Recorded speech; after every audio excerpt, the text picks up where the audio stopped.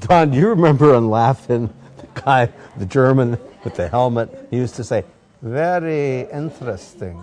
Well, Laugh-In. Yeah, Laugh-In, right. Well, here, remember you had Bob Novak, who's probably the best reporter and columnist, political columnist in the country. I would absolutely agree, yes. And wrote this great book. Anyhow, over the weekend, he writes for no reason at all, out of nowhere, a little item in his column about Phil Gramm is still the co-chairman of, despite all of his faux pas, still the co-chairman of the McCain campaign. And that's all he says. It's, despite all of the faux pas and the criticism, Phil Gramm is still an advisor to McCain. And, you know, people wonder, well, so why mention it? What's the point? Well, the point was that the campaign got to use that as an excuse to dump Phil Gramm. What they did was they got Gramm to say, I am a selfless man, and I am going to resign from the campaign because I'm a distraction. Yes. And I'm distracting people from the real message that McCain is trying to get across. Okay.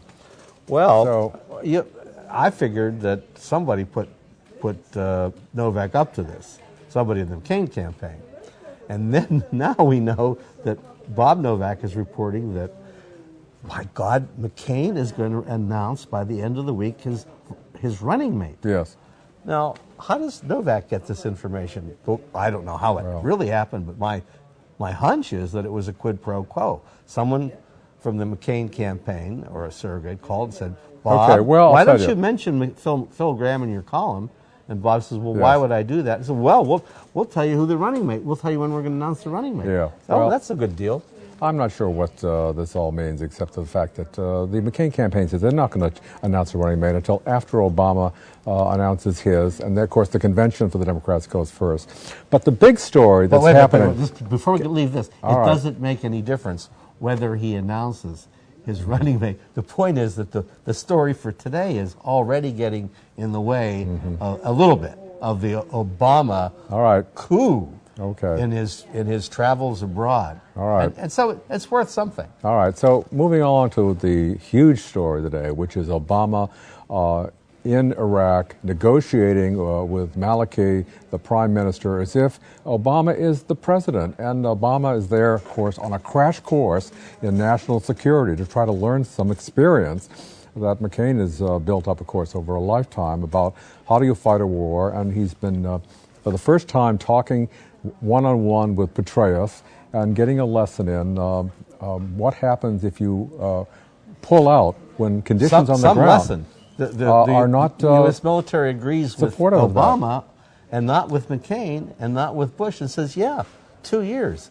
So this is no matter how you play it, this is a huge victory for Barack Obama.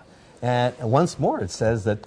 And by the way, the most absurd thing I've seen my colleagues do is explain this away by saying, well, the reason Maliki is saying, 2 years, is that he wants to suck up to who he thinks is going to be the next president of the United States. That's utterly absurd. What Maliki is doing is playing to his own constituents in Iraq who see the United States presidents as an occupation, and he's got to say, this has got to end.